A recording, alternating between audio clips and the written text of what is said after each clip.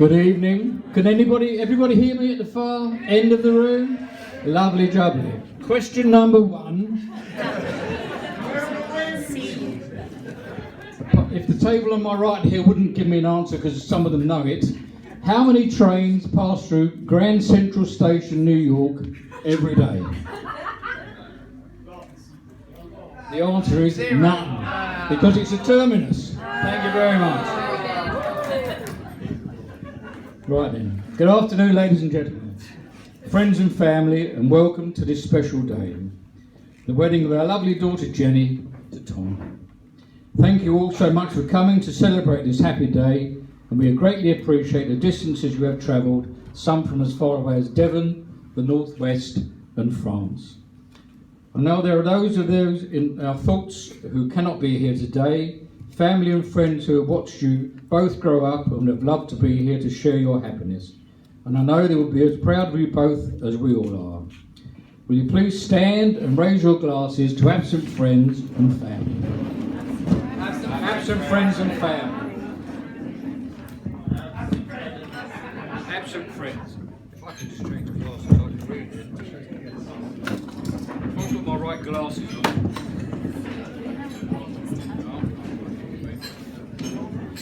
Well, Hello? The last time I was standing in front of so many people dressed in a suit and tie, the jury found me not guilty. But that was a long time ago. Today is a very emotional occasion for all concerned, especially for me, and if you look over there, even the cake's in tears. The oldies are they're good. Apparently I'm here to talk and you're here to listen, so if you finish before me, please let me know. When Tom and Jenny announced their engagement back in February, I immediately started to write this speech, and those guests here today who know me well will be aware that I have strong opinions on various matters, so I thought I'd include some comments about those particular subjects. But when I had finished, I ran the speech past Marion, my wife of many years, and after many, no you can't say that, and no don't you dare, I binned it, waited several months and started on speech number 2, but this is speech number 5. The same thing happened again, so in the end we came to a compromise in speech number 3, where I'm only allowed to speak about Christmas, holidays and the weather. Christmas Day is 9 weeks tomorrow. We went to France for 5 days, and what a wonderful hot summer we've all had. But however, on this very special occasion, I would like to say more, that how very proud Marion and I are of Jenny and our son Richard. They are both wonderful people who enrich not only our lives every day, but also those of their families, friends and work colleagues. To let you know how great I think our children really are, I have kept this piece of paper in my wallet for the last 22 years, and it means a lot to me. It is a handwritten menu for a surprise Father's Day meal from 1994.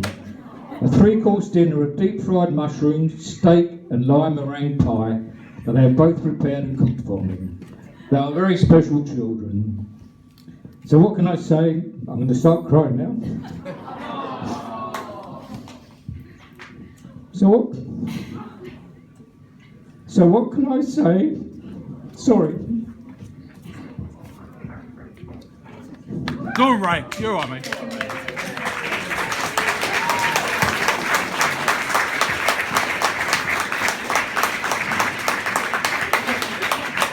What can I say about a lovely Jenny who's looking so radiant and beautiful today? She's always been so thoughtful, generous, loving and kind. A wonderful daughter and sister, most of the time.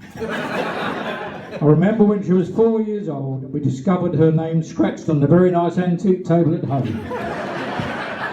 And Jenny, without hesitation, said, "He did it," pointing to Richard in his cot.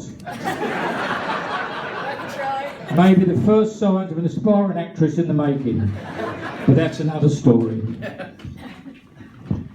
Judy's my favourite daughter, and she's also my only daughter. But I love her to bits, although like most children, she's given me a few grey hairs over the years. But as you can see, not too many. She got a great education at the Girls' Langton and a place at Sussex University, where she got a good degree in history with American studies. Never really happy unless she had an airline ticket in her hand, even at university, Jenny spent time in the States working in Atlantic City and door knocking the Obama campaign trail in Washington. Then she took a gap year at the end of her studies and went round the world for the next 12 months with her very good friend, Lou. Thank God for mobile phones, as we were at least able to stay in touch for most of that time. On her return, meeting up at the airport, we all burst into tears, most unusual, because they were home at last, safe and sound, despite some hairy adventures. But on her second evening at home, she went out celebrating with her friends in Canterbury, had a few drinks too many, and tripped over the pavement, breaking one ankle and severely spraining the other. And after all those months abroad without any accidents at all, as far as we know, we had her at home on the sofa for the next 10 weeks. But it wasn't long before Jim was off again to Barcelona for a year, teaching English to foreign students, and this in turn led her to consider teaching back home. With a little maths revision with her dad the week before, she got through the course entrance exam and was very fortunate to be accepted at Dover Girls Grammar School. Any teachers in? No, just put your hands up, please, not we use it. She offers plenty of valuable work and life experience, which we are sure helps to enrich the lives of all her pupils. And we are very proud that she is now head of history.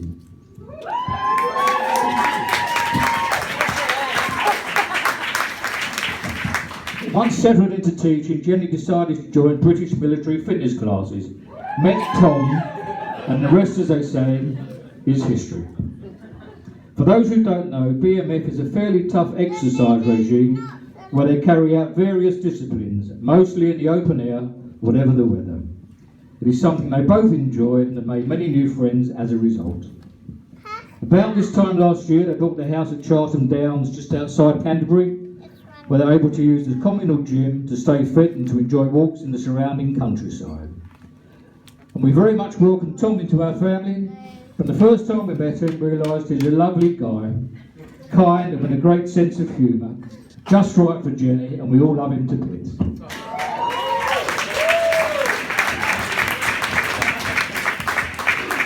I hope he will stay best mates forever, have a laugh, be tolerant, be loving, and we hope all your dreams, wishes and aspirations come true. I would also like to welcome Tom's parents, Joe and my friend Joanna, into the family and thank them for producing such a lovely son, for all their time and assistance in organising this great day, and for their help in Jen and Tom's house and garden. Thank you very much. Thank you. I'd also like to thank Harrison and Ava for being such charming and well-behaved attendants, and Sally for her catering team for providing this wonderful spread for us all to enjoy.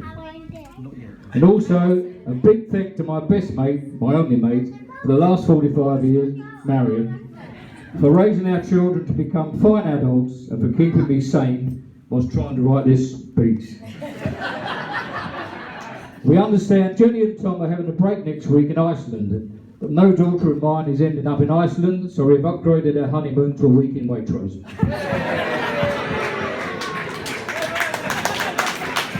Finally, I would like to say, here's to your past for all that it taught you, here's to your present for all that you share, and here's to your future for a lifetime of happiness together. So ladies and gentlemen, please be upstanding and raise your glasses to toast the bride and groom. The bride and groom, Tom and Jenny Davis. God bless.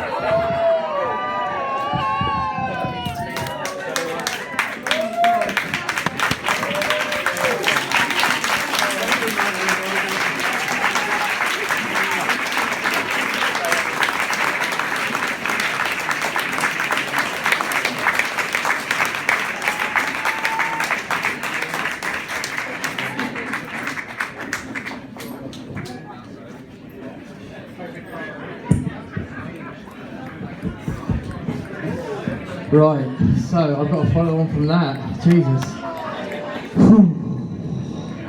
Right, okay. Hello everyone. Hello. As you can probably tell tell I am a little nervous. Shocking, I know, because I appear so confident and well adjusted. So can you hear me at the back? I can't really speak any louder, I'm really nervous. Okay, right, so all I'm saying is that can you just excuse if I resort to notes? That's all I'm trying to say. You're not missing much at the back, it's fine. Right, so first and foremost, can I please say thank you so very much from myself and my wife.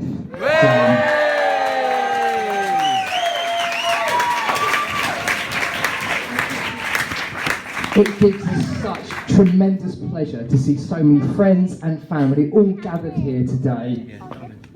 And some of you have travelled quite considerable distances. Of course, if some of you hadn't turned up, it would have made the whole thing a damn sight cheaper. So thanks. Thank you so much for coming. Someone said that a good speech has a good beginning, a good ending, and a great speech keeps both of those close together. So tonight, I promise to keep the speech as short as possible.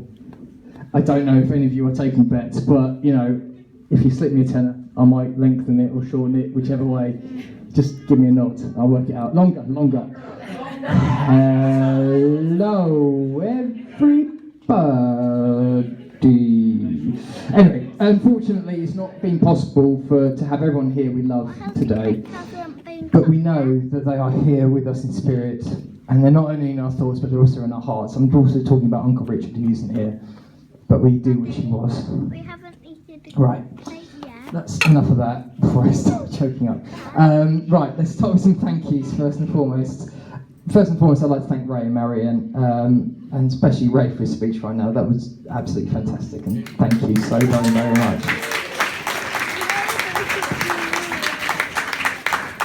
Ray and Marion have always been warm and welcoming to me. I've always felt at ease, well, sort of at ease at their presence.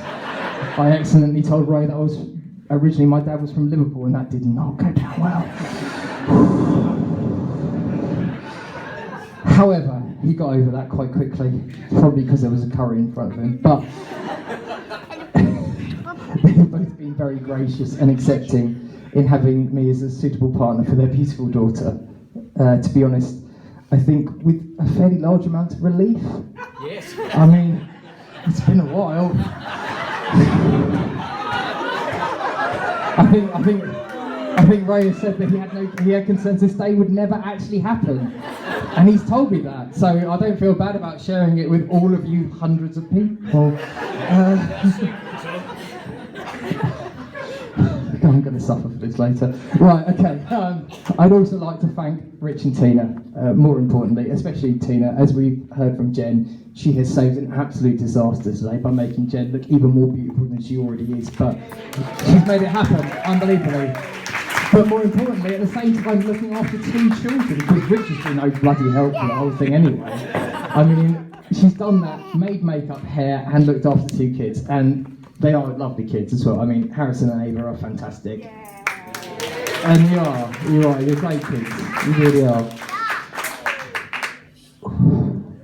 I'd also like to thank Richard as well, personally. I know you haven't done a lot today, but we all know at the stag, you nearly killed me. I nearly died, and I should have known better. I've tried to drink with him before, and it doesn't work out well.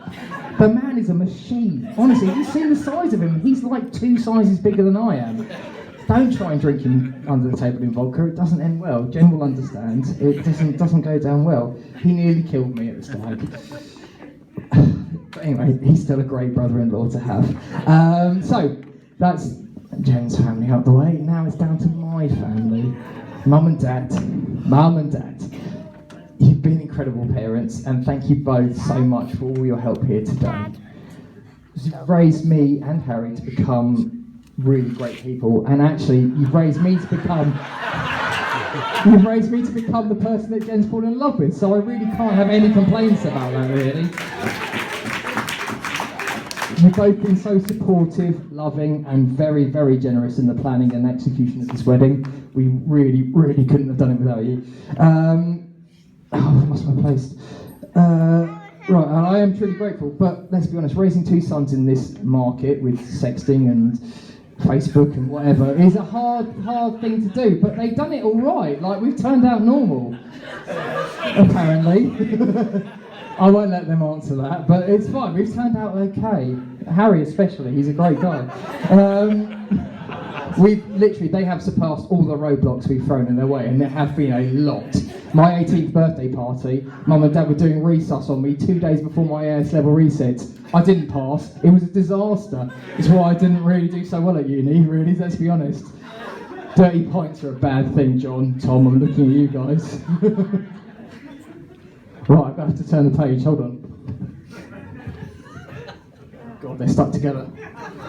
Probably the tears or anything. Right, okay, right. Harry, DJ Harry, as you've now become tonight. You have been an absolute rock tonight. Honestly, you've done everything that we could have asked of you and more, and all without even asking. Like, literally, just turned up and said, Harry, you're doing this. It's all right, fine, I'll do it. And you've done it smashingly. I mean, the timing of the songs, like, all I had to do was little, like, signs with my thumb, and you turned it on. It was perfect.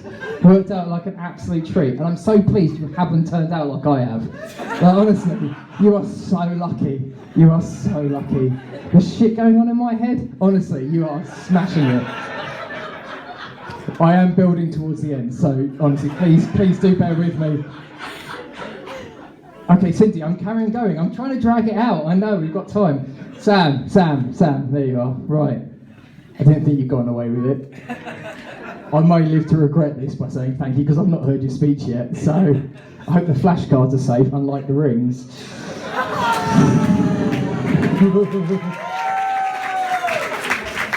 This best man groom stuff has been a doddle. It's been easy. We've had 10 minutes with Jen and Sam, Jen and Lucy, and we've just turned up and gone to the pub and got drunk, and then that's planning a stag. It's brilliant. Who just thought it was so easy? By the way, Jen and Lucy worked really hard during all of that. It was great. We had a great time. We planned a lot. We planned an awful lot. The stag was a blur, obviously, but I knew it was going to be a fantastic night in Brighton with a group of great friends. Sam, my brother, Rich, all of us together. It was absolutely fantastic. We had a great time. It really was. So that's all the group together, and now I have to do a few thank yous. Thank you to Uncle Richard and my cousin Genya. The rings that you guys have created today have been absolutely fantastic. I mean, we couldn't ask for better. You guys listened to what we wanted, and you created something truly beautiful. So thank you so very, very, very much.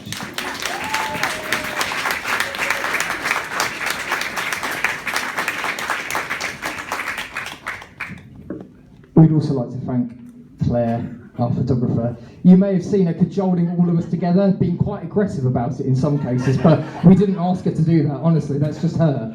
But she's done a fantastic job, and you know what, it's like herding cats, really, let's be honest, and she's done it really, really, really well. I'd like to also thank all the catering staff tonight for being so great with all the stuff they've done. Thank you guys so very, very, very much. And also, I'm sure there's people I've forgotten to mention. Don't feel like you should be left out. I'm just sorry, I've just totally forgotten you. Right, finally. Jen, this is important now. Jen, my wife.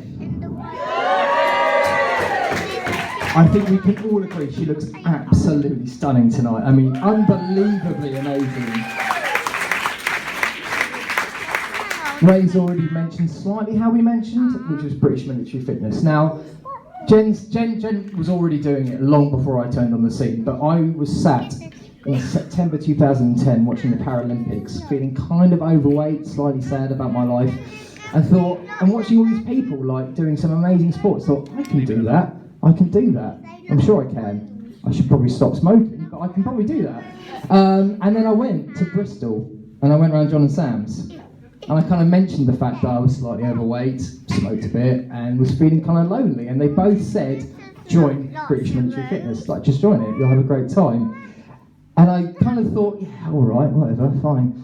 And then I looked it up and I realised that there was a place in Canterbury that did British Military Fitness. And I thought, yes, that's a brilliant place to go. And I decided to do it. I nearly shit myself the first time I went there because I did not know what it entailed. I thought it was just a lot of running around in a field, but it's a lot more than that, I turned up in my tracksuit bottoms and wife beater and I thought, this is great, I'll look great, it'll be fantastic. I sweated my arse off. I thought I was going to die. I literally thought I was going to die for the first time I was there. And this is the first time Jen clapped eyes on me. This wheezing, overweight guy in a wife beater and tracksuit bottoms going, this is supposed to be fun. And it wasn't at all. But I clocked eyes on some blonde fox in what can only be skins. For you that don't know what skins are, it's basically a leotard, but it's skins. And I saw this woman, and it took 3 or 4 months for me to build up the stamina to catch up with her, to even be able to talk to her. I tried to talk to her for months, but she was so far ahead, I just couldn't get near her. And you know what, after a few months of really, really trying, I managed to be like, my name's Tom. And she looked at me and went, you're right, Tom, nice to meet you. And then after that, after a few more months of repetition, I was able to hold a conversation with her, and very soon afterwards I basically fell in love with her from that moment onwards. I mean, it took us a long time to realise we both loved each other at that point, but I think we probably both felt it right at the moment, and we did. Like, it's probably not love at first sight, because as I said, wife beater, tracksuit bottom, it's not a good look. But after that, when I got the proper skins and started looking a little bit more buff, then she fell in love with me after that, I'm pretty sure. But anyway, I'm rambling now. This is just out the window. I've completely ad-libbed the whole thing from this onwards. But anyway, thing is, Christmas Eve, BMF Christmas party, we went for cheesy chips. It was a match made in heaven, and from then on, we've been inseparable since then. And I just want to say that I love her so much. I mean, I've always loved you from the moment I met you. And you look gorgeous today, and thank you so much for saying yes. That's just all I can say, really. But can you please all stand up, raise your glasses in the air, and just toast Jen, the woman of my life, the love of my life, Jen. I'm going to put the mic down now. Well done, Tom.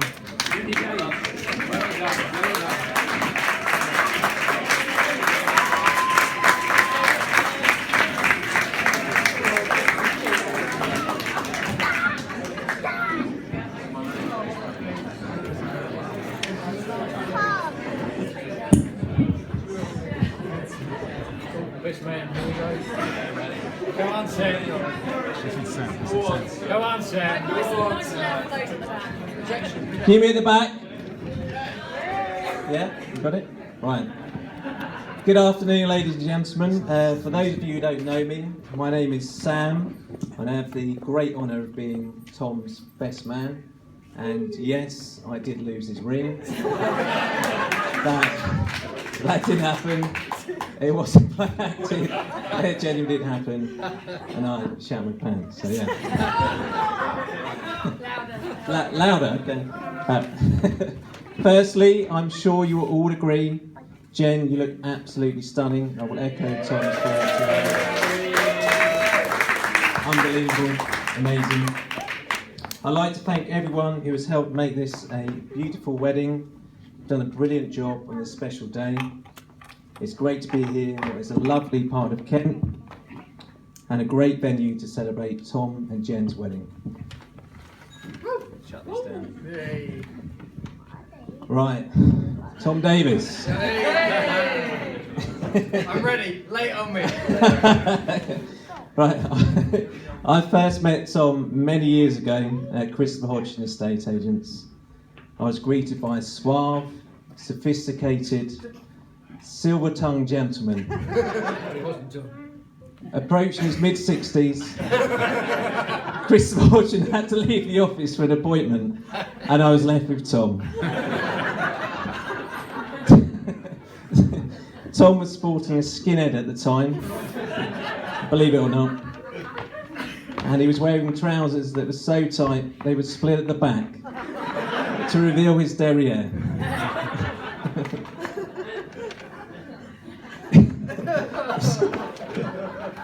My personal favourite in terms of a suit for Tom was the classic, the man from Del Monte suit.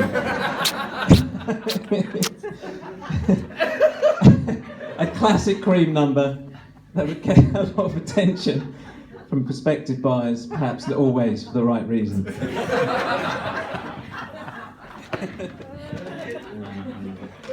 Right.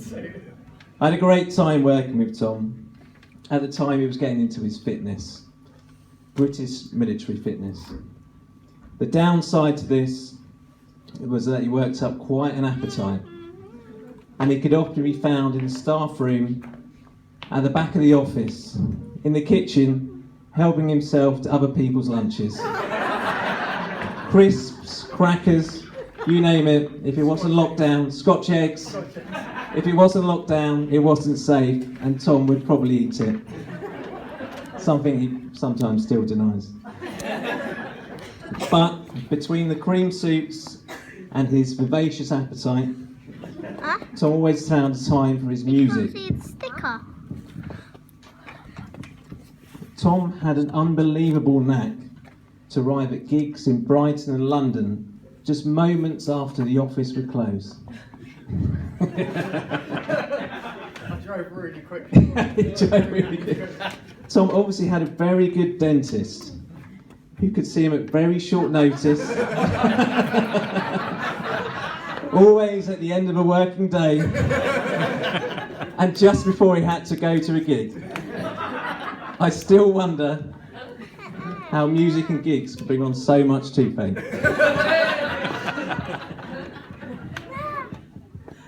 I didn't know Tom as a child, but I've managed to gather a few facts from a couple of reliable sources. Thank you, Joanna. I'm sure you can manage. Tom's always been a confident and outgoing guy, but it did lead to a few mishaps. At a young age, Tom developed an affinity for water. He could often be found head down in a pond or a swimming pool, floating around, scaring his parents to death. It'd be fair to say that obviously his parents took the tunnel rather than ferry, at the fear of Tom going overboard and consequently drowning.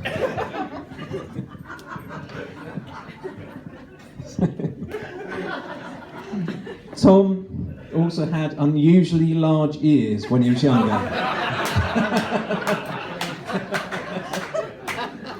This caused a slight problem when one day Tom decided to try a break for freedom and crawl under the back gate of his family house.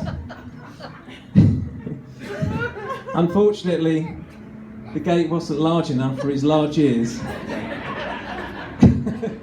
Tom got stuck, and consequently the neighbours had to be called. They removed the gate and consequently freed Tom and his oversized ears.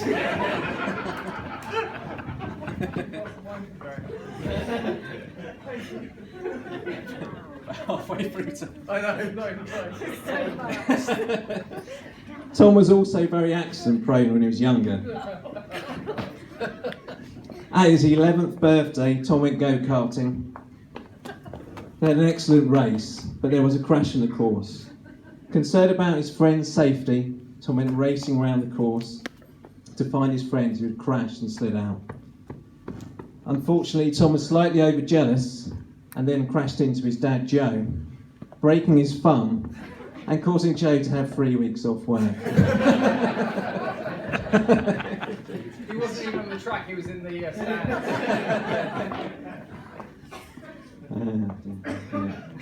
10 years later, Tom was home alone.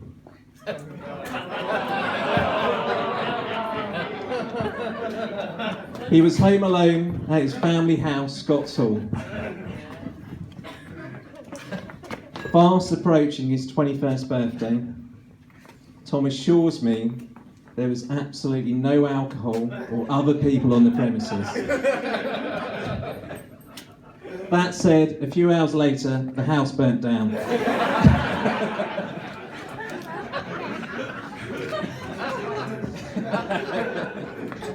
400 years of history. 400 years gone.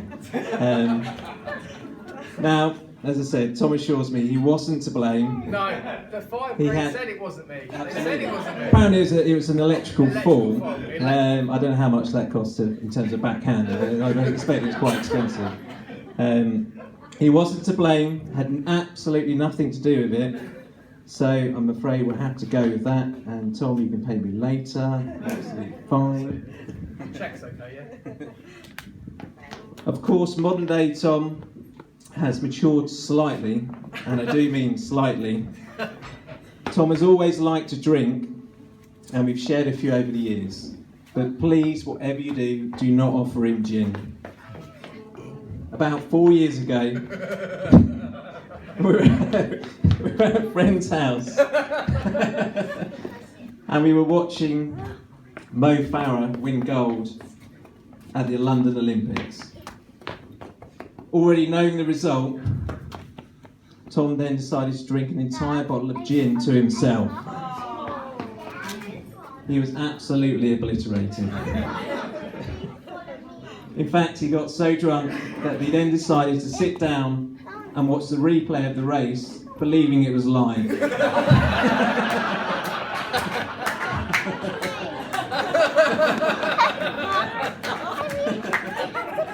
Sat in the sofa, cheering away at the top of his voice, annoying, I can certainly agree, annoying everyone in the house, and no doubt half the road. He cheered and cheered and cheered, completely forgetting that Mo had won a gold medal many hours ago. You pushed me over. All of this was just before he was violently ill, leaving the owners of the house regretting that he just recently recarpeted the entire house.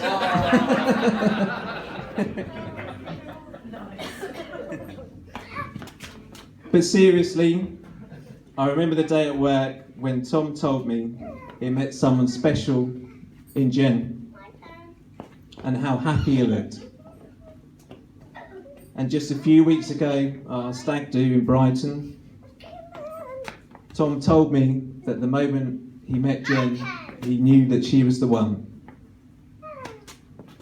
He's a great guy, and it's a pleasure to say he's my friend. I wish them all the best, and I hope they had many happy memories in the years to come.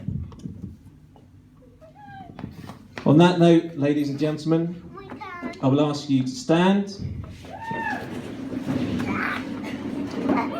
as I propose a toast to two of the finest people I know, to Tom and Jen, the bride and groom.